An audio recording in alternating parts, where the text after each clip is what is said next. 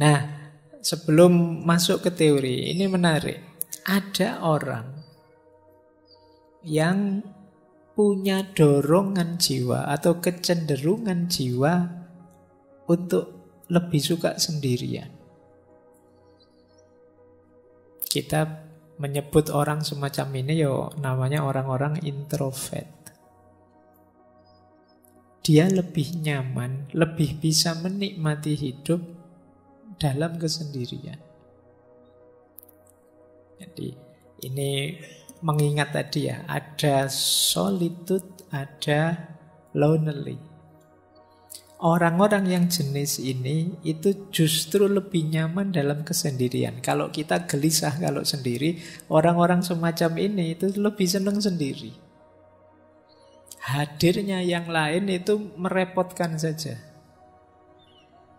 Nah, kita lihat ya, saya tidak tahu teman-teman ada di sini apa enggak. Saya menyimpulkan secara umum saja dari berbagai sumber. Coba dicek ya, teman-teman masuk introvert apa enggak. Ini dulu pernah kita bahas agak panjang di sesi psikologi, saya lupa itu. Yang pertama begini, kalau teman-teman merasa berinteraksi dengan orang itu capek, lelah saya Pak melayani teman-teman itu. Nah itu kemungkinan kita ada indikasi ke sana. Karena orang yang ekstrovert itu senang, gembira.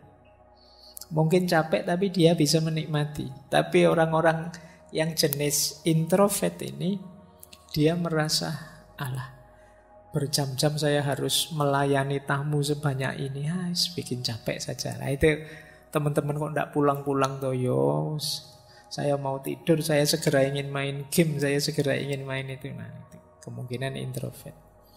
Yang kedua, circle-nya kecil. Orang-orang yang senang sendirian itu biasanya circle-nya tidak banyak. Temannya 1, 2, 3 dan hanya itu-itu saja. Lebih suka menghabiskan waktu sendirian. Orang semacam ini self-healing terbaik menurut dia ya di rumah, di kamar.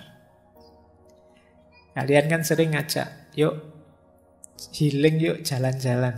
Healing itu kan selama ini kita mengartikan kemana tuh kayak jalan-jalan kayak. Tapi bagi orang ini healing terbaik itu di kamar. Jadi begitu masuk kamar itu disitulah surganya. Nah kalau ada yang seperti ini mungkin kalian ada jiwanya agak introvert. Jadi lebih senang di kamar saja. Kemudian tidak suka lingkungan yang berisik. Kalau ada rame-rame dia, alah apa sih itu? Tidak senang dia. Dan lebih tertarik dengan aktivitas-aktivitas sendirian. Nah ini indikasinya.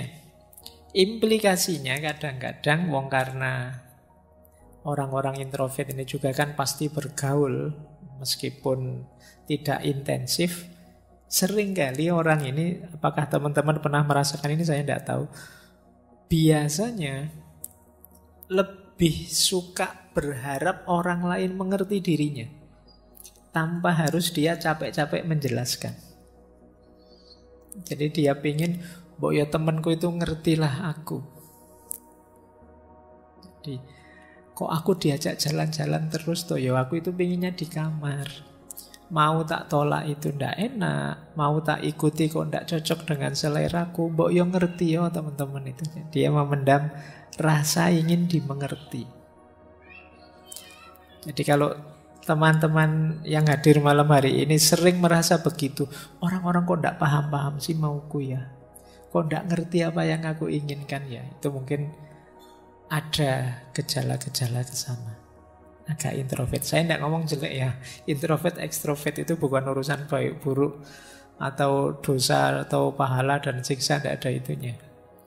Ini gaya kepribadian saja. Jadi kalau teman-teman merasa capek dengan hadirnya orang lain, merasa orang itu tidak ada yang paham diriku. Nah itu kemungkinan gaya hidup kita gaya introvert ini. Kemudian seringkali mikirnya terlalu lama. ketika ingin memutuskan sesuatu. Termasuk ada istilah silent treatment. Jadi, coba saya misalnya punya teman ingin menjauh dulu sementara. Biar tidak terlalu terpengaruh tapi lama-lama terus jadi tidak akrab lagi sama temannya. Nanti ada yang jenisnya seperti ini. Diajak sangat akrab tidak mau, diajak terlalu intim tidak nyaman dia. Ketemu ya say hello, hai ada apa kabar, sudah makan belum, sudah selesai pulang. Jadi tidak detail-detail sampai akrab sampai gimana. Dia tidak nyaman dengan itu. Jadi ciri implikatifnya kadang-kadang mikirnya lama untuk bisa memahami orang, pingin yakin orang tidak membohongi saya, yakin orang mengerti saya, sampai akhirnya rasanya ya jadi tidak akrab lagi sama teman-temannya. Dan kadang-kadang kecewa dengan dirinya sendiri. Saya itu kok begini ya, jangan-jangan saya itu kurang ramah ya. Jangan-jangan saya itu orangnya tidak enak diajak ngobrol ya, jangan itu. Sering kecewa, menyalahkan dirinya sendiri. Nah, ini cirinya orang introvert. Kemudian kadang-kadang juga ekspektasinya tinggi pada orang lain. Akhirnya kecewa. Membayangkan temannya bisa memberikan apa, berbagi apa, memberikan apa. Tapi kemudian tidak seperti yang dibayangkan. Kenapa kok dia estimasinya salah? Karena relasi sosialnya kurang. Sehingga kadang-kadang mungkin mudah ditipu orang, mudah dikecewakan orang. Dia tidak ngerti kalau orang gayanya kayak gini ini ya biasanya ngapusi. Oh kalau orang cengeng-cengeng kayak gitu itu tidak serius. Oh itu kan hanya yang akrab yang ngerti gitu. Kalian yang tidak terlalu intens dalam pergaulan di dunia sosial sering salah membaca. Nanti orang basa-basi dianggap serius. Mari mas. Oh ya, kadang-kadang wong itu cuma basa-basi kamu. Nanti ada, ayo silahkan itu. Kalau di sini ayo silahkan itu cuma basa-basi, jangan diminum beneran. Nanti ada orang makan, sudah makan? Belum. Nah, itu ya kalau sopan santunnya sudah makan, sudah silahkan lanjutkan gitu. Tapi kalau tidak ngerti ya gitu. Jadi karena tidak terlalu intensif dalam pergaulan, kadang-kadang salah estimasi, akhirnya kecewa. Yombok sekali-sekali mampir, itu basa-basi, kamu mampir beneran. Nah, harus hati-hati, karena pergaulan sosial ya punya rumusnya sendiri-sendiri. Ya. Nah, termasuk juga sering tidak enakan. Waduh, jangan-jangan teman saya marah ini. Waduh, sering tidak enakan. Jadi orang introvert itu karena apa yang dia rasakan tidak terekspos keluar, dia sibuk dengan dirinya sendiri. Jadi ini di antara cirinya. Nah, ada juga variasi unik. Ini sebenarnya ada jenis-jenis introvert tertentu yang khas. Misalnya ada istilah social introvert. Social introvert itu bukan berarti orangnya tidak bergaul, tapi circle-nya sangat kecil. Oh kalau sudah di circle-nya sih podo, sudah yo teriak-teriak, yo aktif ya. Tapi ganti circle diam dia. Nah, ini namanya social introvert. Kalau sama gengnya, wow aktifnya luar biasa, dia bisa jingkrak-jingkrak, dia bisa balapan motor dia bisa. Tapi begitu ganti circle, dia pendiam. Nah ini ada namanya social introvert. Mungkin kalian begitu. Kalau ketemu circle-nya di luar, wah kumat. Tapi begitu masuk circle ngaji filsafat, wah kok gini situasinya, kamu diem kayak orang soleh. Nah, ya itu social introvert namanya. Jadi kamu aktif hanya di circle-mu. Atau tipe thinking, pemikir. Berbaur sih ya bareng sama teman, tapi kalau sudah berbaur diam saja mikir. Kadang duduk di pojok sambil menganalisis, sambil itu namanya thinking introvert. Tidak bisa diajak ngomong santai, guyon-guyon. Pokoknya dia mikir, menganalisis sekelilingnya, nonton. Wah, ternyata kalau di kafe ini, ya itu mikir. Apa yang dilakukan anak-anak muda ini ya, masa depan bangsa gimana ya kalau anak-anak itu. Jadi yang lain ngobrol sepak bola, ngobrol K-pop, ngobrol apa, dia mikir masa depan bangsa. Nah itu akhirnya dia diem terus mikir, ya Allah ini nanti di akhirat gimana kalau ditanya malaikat ini ya mikir. Nah, itu tipe thinking introvert. Ada yang jenisnya anxious. Anxious introvert itu orang yang cemas terus. Ya berinteraksi dia, tapi setelah berinteraksi terus dia bingung, aku tadi salah ngomong enggak ya? Teman-teman cocok enggak ya dengan gayaku?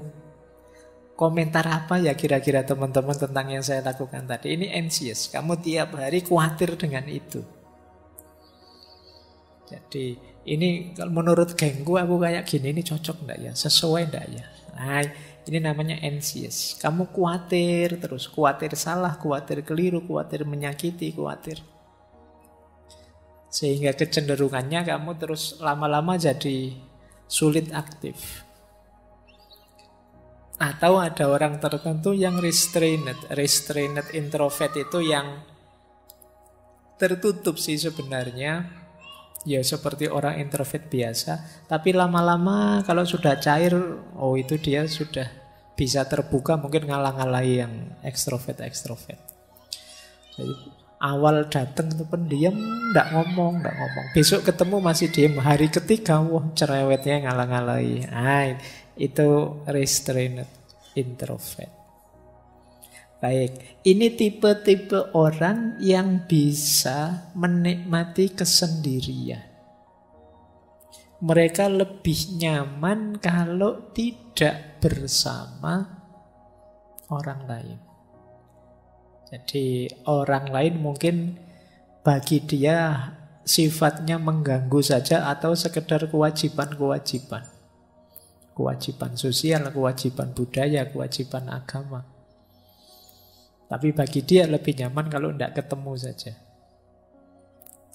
Nyusahi saja kalau ada orang lain itu. Nah itu bisa begitu. Kalau bahasanya Sartre itu mungkin hell is other people. Orang lain itu neraka bagiku. Tadi tidak ada orang lain, santai-santai. Begitu datang 5 teman ke kamar kos, sudah nge-lag sudah sinyalnya. Ini gara-gara ada mereka ini. Jadi ini gambaran tadi ya. Ada orang yang kesendirian itu memang dorongan jiwanya. Kita kan selama ini sering punya tesis manusia itu makhluk sosial. Tidak bisa hidup tanpa hadirnya orang lain. Tapi ternyata ada juga orang yang menganggap hadirnya orang lain itu masalah. Bikin repot saja, bikin ribet saja. Baik, ini satu perspektif ya. Saya tidak tahu yang malam hari ini hadir apa ada yang introvert atau tidak.